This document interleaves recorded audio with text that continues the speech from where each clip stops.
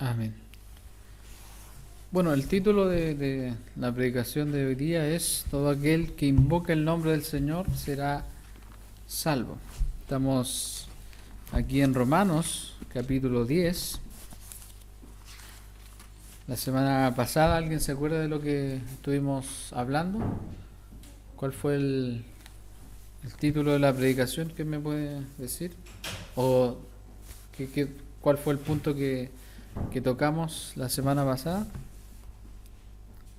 ¿Se acuerdan o no? ¿Que se acuerden? Una estrellita. Ya parece que no nos acordamos. Lo que vimos la predicación pasada fue: todo aquel que en él creyere, cierto, no será avergonzado. Terminamos esa predicación. Y como introducción hoy día, una de las grandes interrogantes que muchas veces tenemos en nuestro corazón es: ¿cómo una persona llega a ser salva? ¿Hay algo que la persona deba hacer? ¿Repetir alguna oración? ¿Seguir algún método? Recuerdo que mucho tiempo atrás, cuando estaba en la primera iglesia donde el Señor me salvó, habían personas que creían en Cristo y tenían fruto de salvación, tenían cambios en su vida, porque cuando uno cree en el Señor de verdad, uno es una nueva persona y empiezan a haber cambios en nuestra vida. A veces los cambios van a llegar, hay cambios más notorios, otras veces hay cambios, cosas que cuesta salir, que cuesta sacar, pero el Señor va haciendo su obra.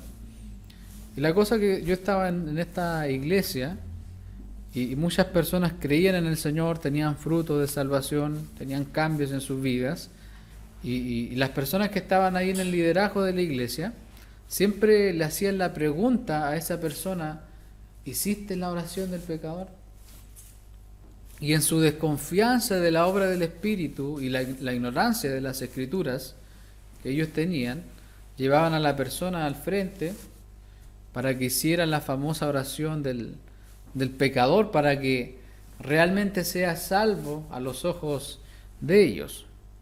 La oración del pecador es una oración que se usa harto para el tema de evangelismo. Se hace pasar a la gente al frente, ¿cierto? Y se dice, se les hace repetir la oración: Señor, tú sabes que soy un pecador, y reconozco que soy un pecador, he pecado contra ti, te acepto en mi corazón, inscríbeme en el libro de la vida. Y esa es más o menos la oración del pecador. Y con eso mucha gente dice: no, tú ya eres salvo y bienvenido a la familia del Señor. No voy a decir que eso está mal, porque hay muchos de los que están aquí quizás que llegaron al Señor mediante ese método, pero no es lo bíblico, no es lo que el Señor aconseja en su palabra. Ya vimos en nuestra predicación pasada que no hay ningún texto en la Escritura que nos enseñen que para ser salvos necesitamos repetir una oración, o seguir 7 pasos, o seguir 5 métodos, o cualquier otra cosa que se nos pueda venir a la mente. Lo que sí la Escritura nos enseña es que Dios es quien salva, porque la salvación es del Señor, según lo que dice Salmo 3:8. Y muchas veces lo hace de formas que nosotros no entendemos, pero sí lo que Dios nos entrega es la revelación de lo que ocurre en cada creyente que es salvado.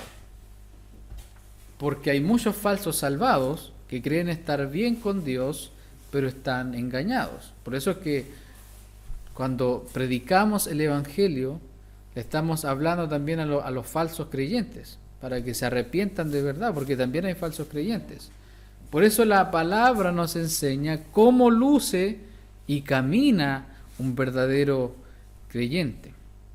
Hoy comenzaremos a profundizar en estos textos muy importantes de Romanos, y vamos a estar girando en torno a este término: invocar el nombre del Señor, invocar al Señor.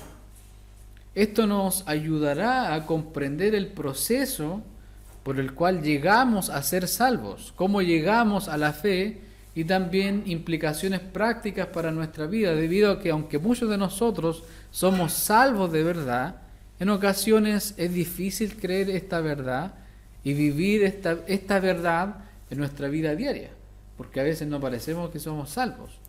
Nos cuesta asimilar que fuimos salvados por la gracia del Señor y por lo tanto queremos seguir teniendo el control de todas las cosas, incluso de cosas de las cuales el Señor solo tiene el control, como la seguridad de nuestra salvación, nuestra santificación, nuestra perseverancia en fin, el control de todas las cosas. En fin, siempre estaremos luchando con nuestras autojusticias y el Evangelio siempre nos estará llamando al arrepentimiento y fe. Que este sermón nos sirva para reflexionar cómo fuimos llamados al camino del Señor y cómo Dios nos sacó de las tinieblas a su camino de luz y nos motive a ir por aquellos que aún están en tinieblas, a dejar de ver nuestras propias necesidades y ver la de nuestros hermanos, hermanas y aquellos que aún no están en la familia de Dios. De aquí vamos a lo que vinimos, al punto 1 de nuestro sermón es: todo aquel que invoca el nombre del Señor será salvo. Ese es el punto 1, y ya la hermana Gracia ya quiere empezar a profundizar, por eso está... Hija, ya vamos a profundizar, así que tranquila, estamos en esto. Y quiero leer estos primeros 2 versículos que tenemos aquí, y por favor tenga ahí su Biblia abierta, esté atento ahí a los versículos, porque ya tenemos harto que leer. El 12 y el 13 nos dicen: porque no hay diferencia entre judío y griego, pues el mismo que es Señor de todos es rico para con todos los que le invocan. Porque todo aquel que invocare el nombre del Señor será salvo. Aquí en el versículo 12, Pablo menciona una frase que él utiliza regularmente en sus cartas. Siempre él habla de los judíos, de los griegos, de la relación entre los judíos y los no judíos, de que en el Evangelio no hay distinción de algún grupo especial, sino que el Señor salva a los que Él quiere, no importando la nacionalidad. Y aquí es importante señalar lo que dice, porque si ustedes se dan cuenta, dice: el mismo que es Señor de todos. Es un error muchas veces decir: haz a Jesús como el Señor de tu corazón, porque el Señor no necesita pedirle permiso a una persona para ser Señor de su vida, porque Él ya es Señor de todos. Y Señor viene del griego Kyrios, que significa soberano, ungido, amo. Nuestro Cristo está por sobre todas las personas, pequeños, grandes, ricos, pobres, creyentes, no creyentes, ateos, agnósticos. Nadie escapa de la soberanía del Señor, y Él tiene el control sobre todas las cosas y sobre todas las personas. Podremos conocer personas orgullosas que dicen: no, Dios no es mi Señor, Dios no está sobre mí. Pero la realidad es que sí, el Señor está sobre todos y no hay nadie que pueda decir: no, yo estoy por sobre Dios. Las personas que han dicho eso, la mayoría terminan mal. Y Él mismo dice que es Señor de todos, es rico para todos los que le invocan. Y aquí empezamos ya a mencionar la primera vez que sale nuestro término que vamos a profundizar: invocar. Dice: es rico nuestro Señor para todos los que le invocan. En otras palabras, los que invocan a Dios son enriquecidos, y Pablo ya ha hablado de las riquezas de Dios. Hermano Javier, Romanos capítulo 2, versículo 4, y hermano Mauricio, Romanos 9, 23. Romanos 2, verso 4.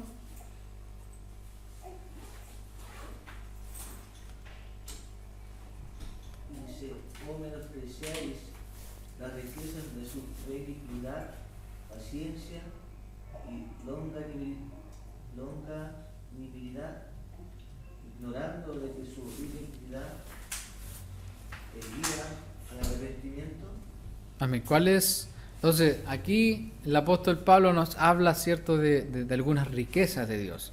La benignidad, la paciencia, la longanimidad, que habla de... La longanimidad significa la capacidad de resistencia en momentos difíciles. Eso es longanimidad. Y Romanos 9:23 también nos hablaba de las riquezas que el Señor nos da. Léelo, hermano. Y para hacer notorias las riquezas de su gloria, demostró para con los vasos de misericordia que Él preparó de antemano para gloria. Amén. Entonces, aquí está hablando de lo mismo. El Señor es rico para todos los que le invocan, para hacer notorias las riquezas de su gloria, las mostró para los vasos de misericordia. Entonces, el Señor soberano ha determinado dar sus riquezas, ser rico no con todos, sino que en especial con aquellos que le invocan. Y aquí en el verso 12 de Romanos 10, este verbo invocan es un verbo que está en voz pasiva. Y eso quiere decir que todos los que le invocan lo hacen no por su propio esfuerzo, sino por una fuerza externa a ellos que los llevó a hacerlo. También es importante mencionar que hay muchas referencias, hermanos, durante toda la Escritura. En toda la Escritura tenemos referencias donde se habla por ejemplo, hay un versículo que dice: si se humillare mi pueblo sobre el cual mi nombre es invocado. Se habla harto de invocó al Señor, de buscó al Señor. Yo invocaré al Señor. Ahí tenemos dos referencias que quiero mencionar.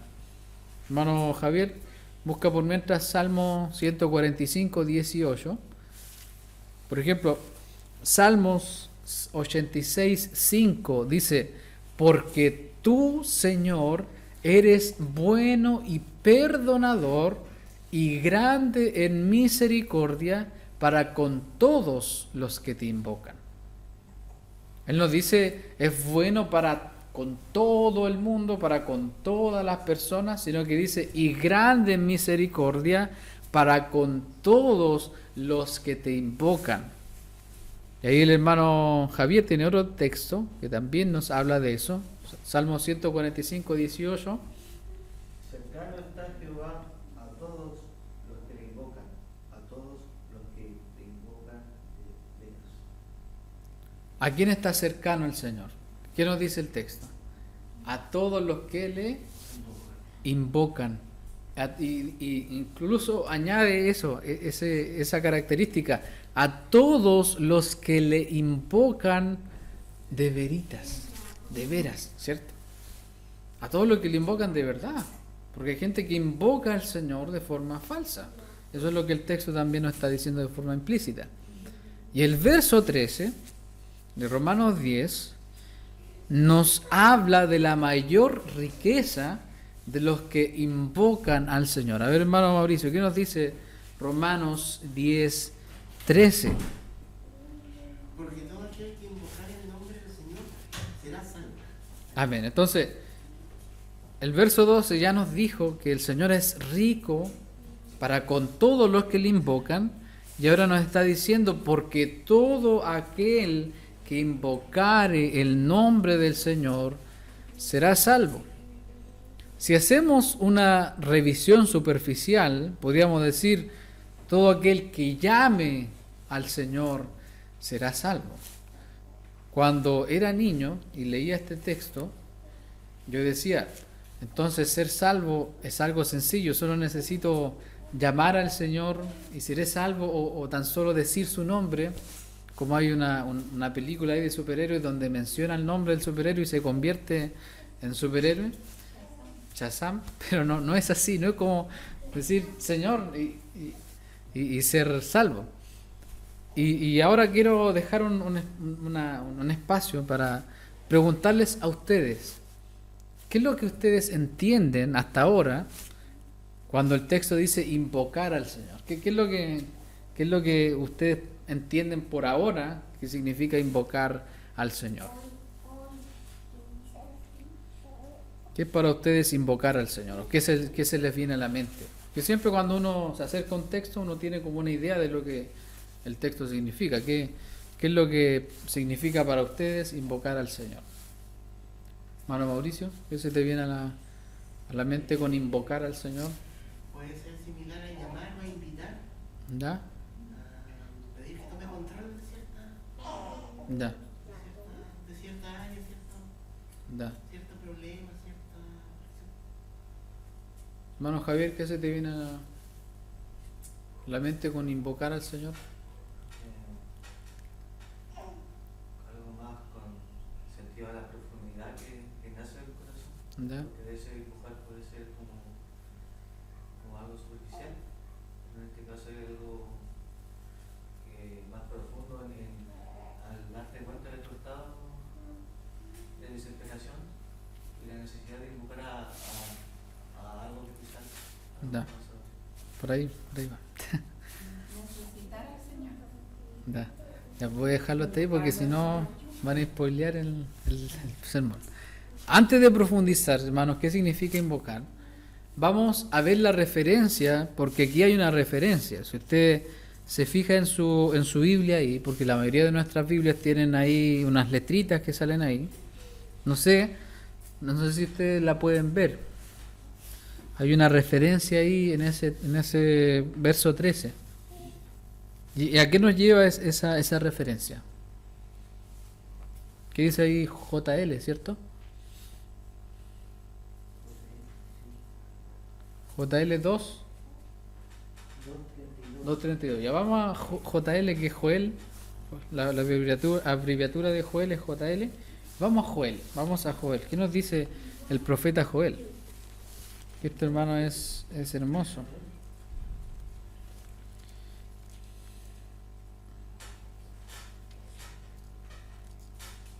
El profeta Joelito. Conocí a un Joel por ahí que no era profeta. Joel capítulo 2.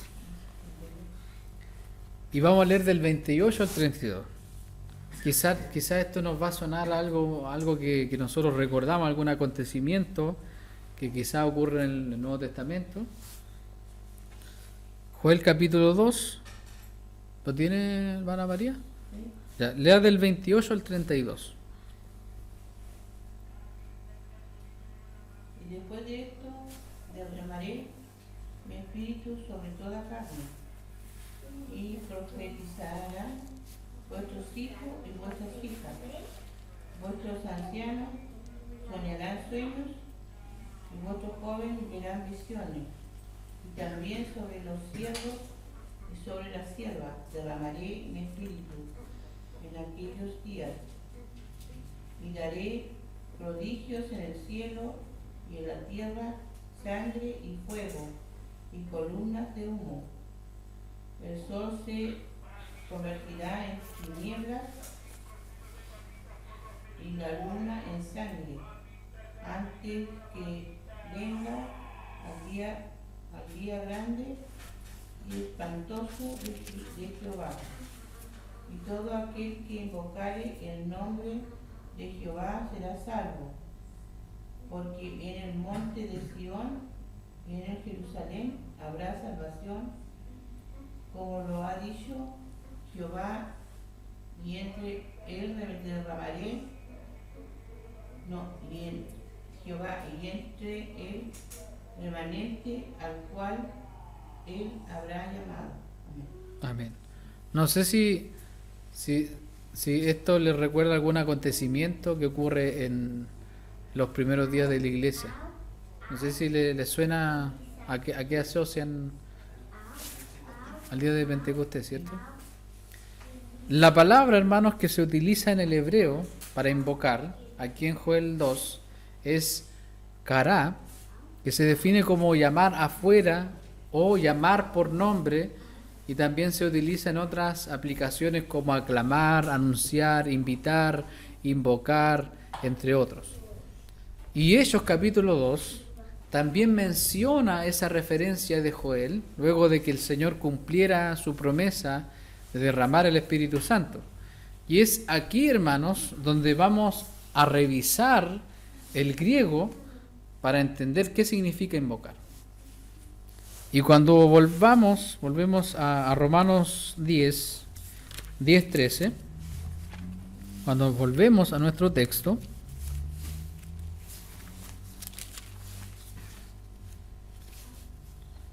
porque todo aquel que invocar el nombre del Señor será salvo. Aquí la palabra en el griego es epikaleomai, que significa invocar en un tono de ayuda, en un tono de adoración, en un tono de testimonio, en un tono de decisión. En la Reina Valera a veces se utiliza para invocar, llamar, apelar, poner sobrenombre. También algo importante a señalar es que esta palabra en el griego se deriva de dos palabras. La primera es epi, y epi es una preposición, que en este caso es sobre o encima, y tiene que ver con descansar sobre algo. También tiene que ver con dirigirse hacia algo, dirigirse sobre algo. Y la segunda palabra de la que se deriva invocar es kaleo, que es llamar, propiamente en voz alta, que también puede decir convidar, decir, invitar, llamar, poner por nombre, también sobrenombre. Entonces, esta palabra invocar, epikaleomai, o invocar, sería algo como descansar sobre aquello a lo que le estoy clamando por ayuda. No es solamente llamar al Señor o decir su nombre, sino que implica un descanso sobre el Señor y al mismo tiempo invocarlo y pedir su ayuda. Y esto está muy, muy relacionado con lo que hablamos los 2 domingos anteriores, porque ¿se acuerdan que hablamos sobre la roca? Y esta roca caía sobre algunas personas, esta roca despedazaba a algunas personas, pero Romanos 9:33 dice, como está escrito, he aquí pongo en Sión piedra de tropiezo y roca de caída, y el que creyere en él no será avergonzado. Si aplicamos el invocar a Romanos 9:33, entonces podríamos decir que descansamos sobre la roca que es Cristo y a la vez clamamos por su ayuda. Y recuerda que según el verso 12, los que invocan su nombre no lo hacen por sus fuerzas, sino porque una fuerza externa opera en ellos para que puedan invocar al Señor. Y para efectos prácticos, lo que lleva a las personas a invocar el nombre del Señor es el poder de Dios en sus corazones, lo que los lleva a ser salvos. Podemos entonces decir, todo aquel que invoca o descansa en Cristo y le pide ayuda, será salvo. Nuestro primer punto. Y ahora vienen algunas preguntas aquí en el texto. Y nuestro segundo punto es, ¿cómo pues invocarán a aquel en el cual no han creído? Y aquí tenemos estos dos textos, que son un texto lleno de preguntas y el otro tiene una pregunta también. Y tienen algunas preguntas y dice, ¿cómo pues invocarán a aquel en el cual no han creído? Y aquí Pablo comienza con esta serie de preguntas porque él quiere dar a entender a sus oyentes con mucha más claridad y detalle de cómo las personas llegan a invocar el nombre del Señor, a descansar en Cristo para recibir la salvación. Y aquí está esta primera pregunta, ¿cómo pues invocarán a aquel en el cual no han creído? Y esto nos lleva al punto, hermanos, de que es imposible invocar el nombre del Señor, es imposible descansar en el Señor sin creer en el Señor.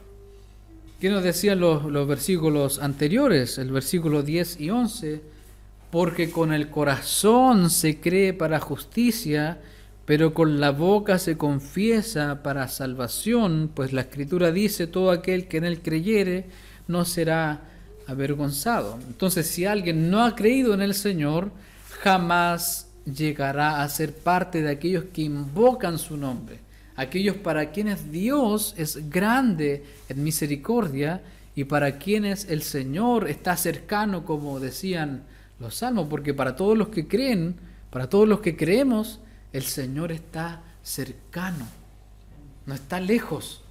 Para los que no creen, el Señor está lejos. La ira de Dios está sobre ellos.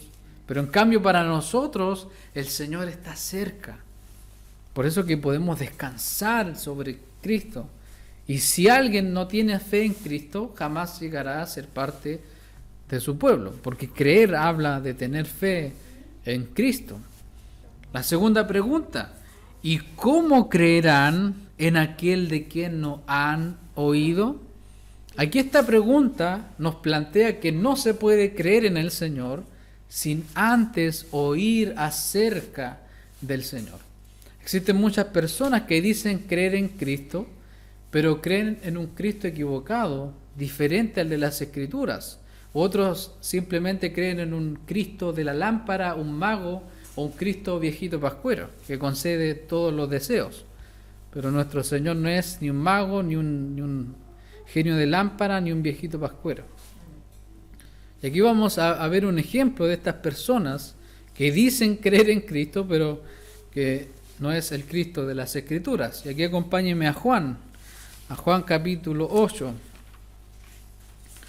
Juan capítulo 8,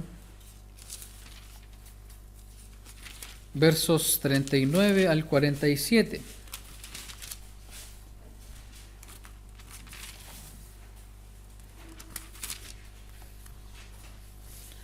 ¿Y qué título tiene ahí su Biblia? Ya. Los que lo pillaron, ¿qué título tiene ahí esa porción? La verdad, os hará libre. Ya, la verdad os hará libre. Ahí. No, después. ¿Cuál es? El otro título que hay en su Biblia. La semilla de Abraham. Ya. Bueno, yo acá tengo el título que dice: sois de vuestro padre el diablo. No sé si tiene ese título ahí, hermano. Ya, el hermano tiene ese título ahí. Ahí está ese título, ¿cierto? Entonces, ya, entonces vamos a leer del 39 al 47.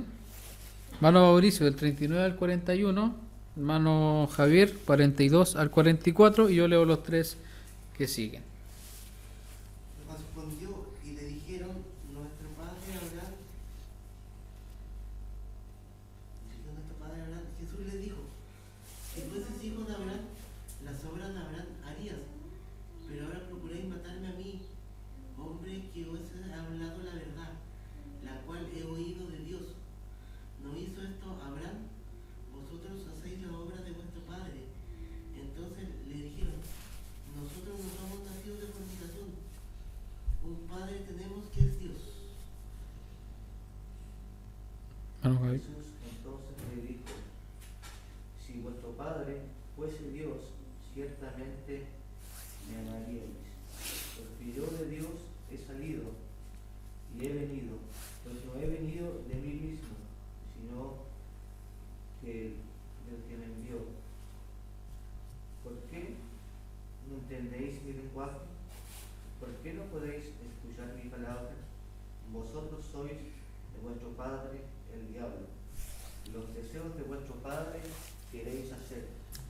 Él ha sido homicida desde el principio, y no ha permanecido en la verdad, porque no hay verdad en él. Cuando habla mentira, de suya habla, porque es mentiroso y padre de la mentira. El verso 40, el Señor les decía: ahora procura matarme a mí, hombre que os he hablado la verdad. Ahí está hablando, ¿cierto?, de que el Señor les habló acerca de Él. Ellos pudieron oír, se supone que pudieron oír, pero en el verso 43 dice: ¿por qué no entendéis mi lenguaje? Ahí hace una pregunta, y el Señor mismo la responde: porque no podéis escuchar mi palabra. Y eso no tiene que ver con que ellos eran sordos. Ellos no eran sordos, pero ellos no podían escuchar la palabra de Dios porque sus oídos no estaban abiertos por el poder de Dios. Porque nosotros podemos predicarle, hermanos, día y noche a una persona, pero si el Espíritu Santo no viene a abrir los oídos de esa persona, la persona no va a oír y va a seguir incrédulo. Por eso es que los últimos versos dicen, y a mí, porque digo la verdad, no me creéis.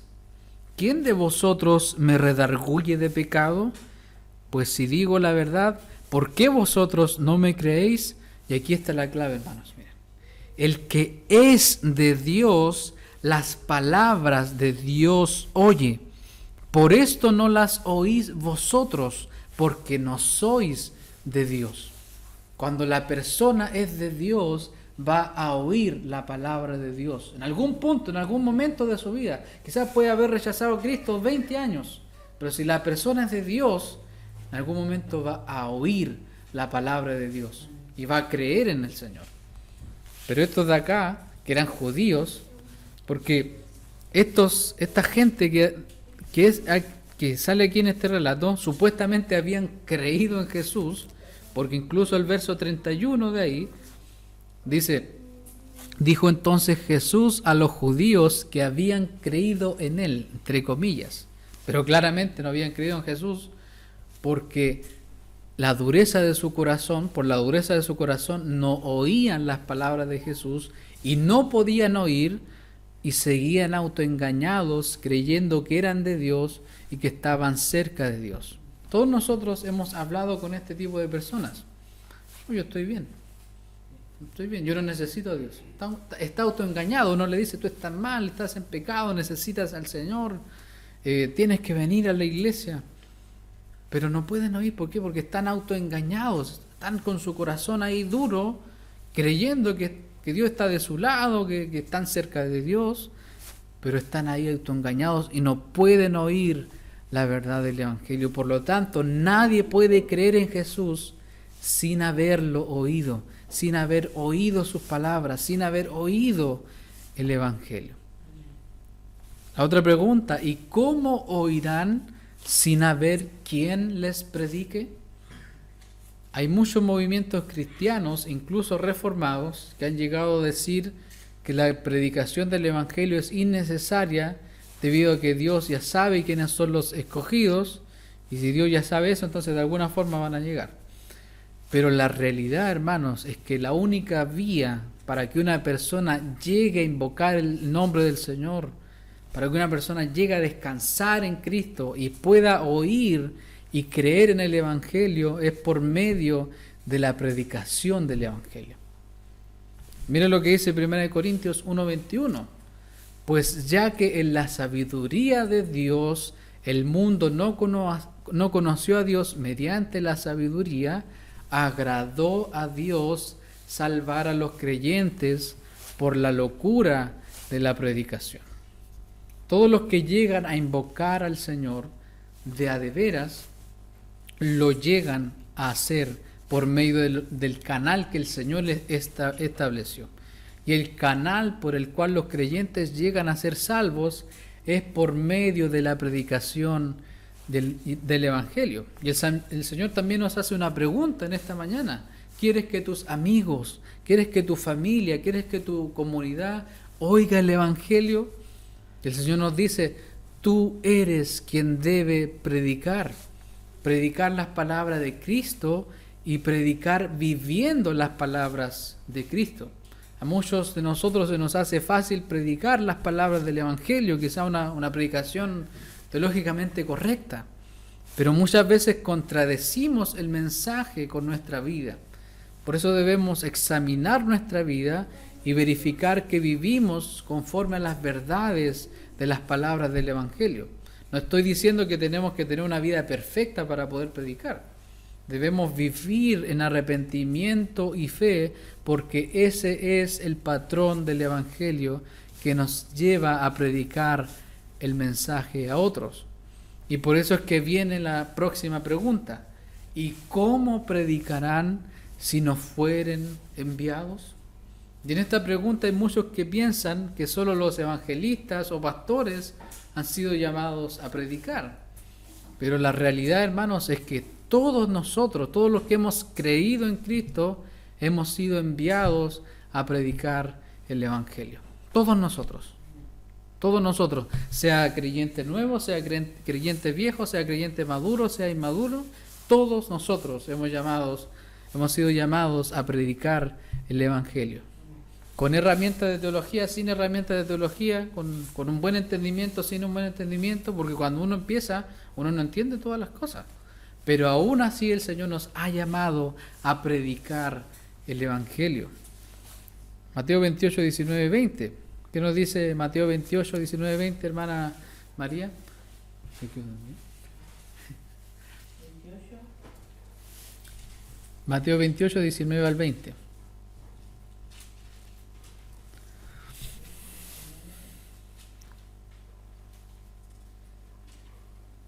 Por tanto, id y hacer discípulos a todas las naciones, bautizándolos en el nombre del Padre, y del Hijo y del Espíritu Santo, enseñándoles que guarden todas las cosas que os he mandado.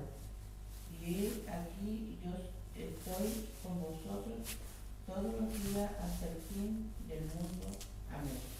Predicar, hermanos, no tan solo es pararse en una esquina con un parlante pentecostal a decir las palabras del Evangelio. No tan solo es eso. Predicar es una misión a la que Dios nos envía a todos. Es la misión de hacer discípulos que sigan y amen a Cristo, que guarden los mandamientos del Señor, pero sobre todo predicarles el Evangelio cada día. Primero, ¿a dónde creen ustedes que fuimos enviados en primer lugar? ¿A dónde nos envía el Señor a predicar en primer lugar? La familia. La familia, tu matrimonio, tu esposa, tu esposo, tus hijos. Ellos son los discípulos que tenemos que hacer.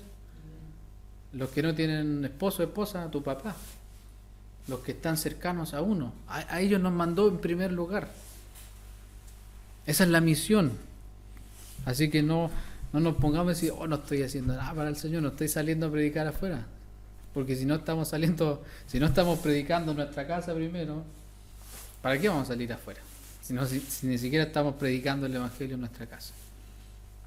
Tampoco estoy diciendo que hay que ponerse con un parlante a predicar, sino que predicar tiene que ver con guiar al Evangelio, con recordar lo que el Señor nos enseña y aplicar el Evangelio a las áreas de nuestra vida, porque en la crianza se puede aplicar el Evangelio, en el matrimonio, en los problemas matrimoniales, los problemas de familia, en una discusión entre el padre y el hijo, se puede aplicar el Evangelio, en todo momento hay que aplicar el Evangelio.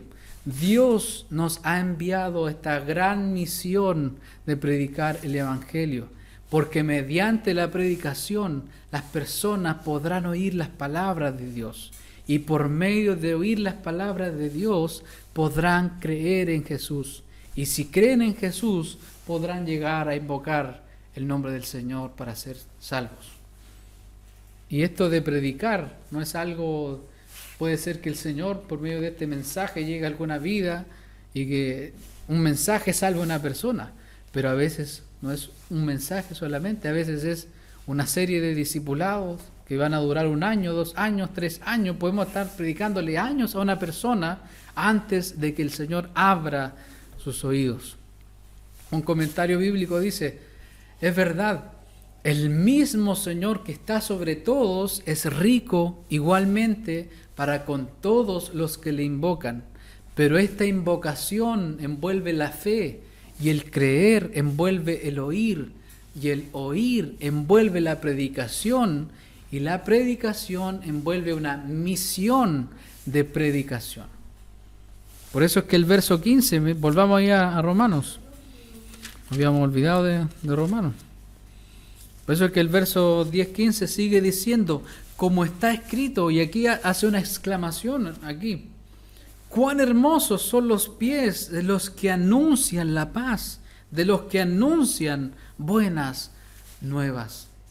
Y esto está en Isaías 52, verso 7. ¿Qué nos dice Isaías 52, verso 7, hermana María?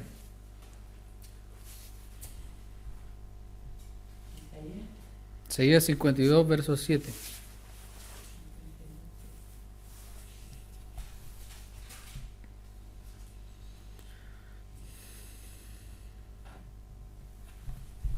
Cuán hermosos son sobre los montes los pies del que trae alegres nuevas, del que anuncia la paz, del que trae nuevas del bien, del que publicó salvación, del que dice a Sión, tu Dios reina.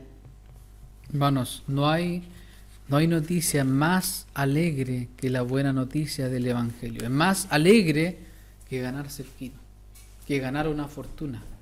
Es la riqueza que Dios nos revela y enseña en su palabra. Y quiero invitarte, hermano, a Mateo. Mira, vamos a Mateo. Hay una parábola que es preciosa, que enseña lo que realmente ocurre cuando encontramos el Evangelio, cuando realmente una persona llega a invocar el nombre del Señor. Mateo 13:44, y avísenme con un amén cuando lo tengan. Amén. ¿Lo tienen? Ahí el hermano lo está buscando todavía. Siempre hay hojas que están más pegaditas que la otra.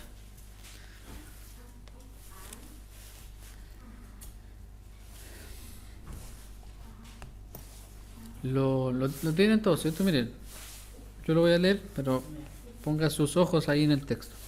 Además, el reino de los cielos es semejante a un tesoro escondido en un campo, el cual un hombre halla y lo esconde de nuevo.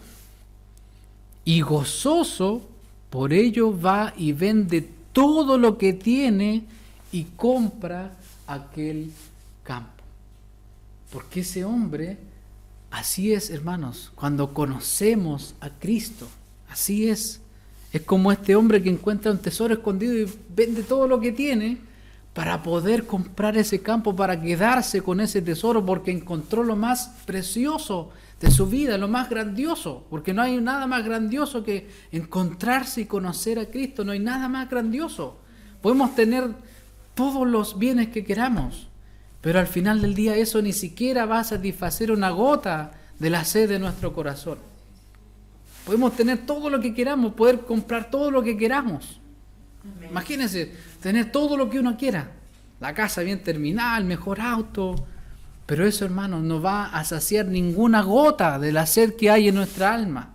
Pero en cambio, cuando encontramos a Cristo, es como reacciona este hombre. Vendió todo, imagínense, vendió todo lo que tenía, casa, qué sé yo, cuántas bienes, cuántas riquezas él tenía, lo vendió todo. ¿Por qué? Porque encontró ese tesoro en ese campo. El Evangelio es el tesoro más grande que podemos encontrar, y eso es lo que el Señor nos revela aquí en su palabra. Eso es lo que pasa en el corazón de todos aquellos que invocan al Señor, que han creído en el Evangelio. Pablo sabía eso porque él mismo lo había vivido y formulaba estas preguntas con la guía del Espíritu Santo, porque él mismo llegó a invocar el nombre del Señor luego de que Jesús mismo le predicara las buenas noticias a él. Por favor, acompáñenme a Hechos 22. Y ya con esto vamos a finalizar, pero esto es lo mejor.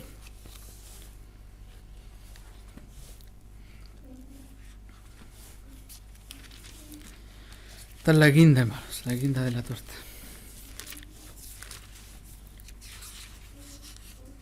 La guinda de la torta mixta. Hechos 22.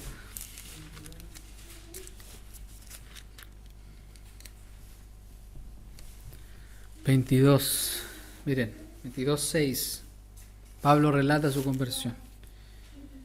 Pero aconteció que yendo yo, al llegar cerca de Damasco, como a mediodía, de repente me rodeó mucha luz del cielo, y caí al suelo y oí una voz que decía: Saulo, Saulo, ¿por qué me persigues?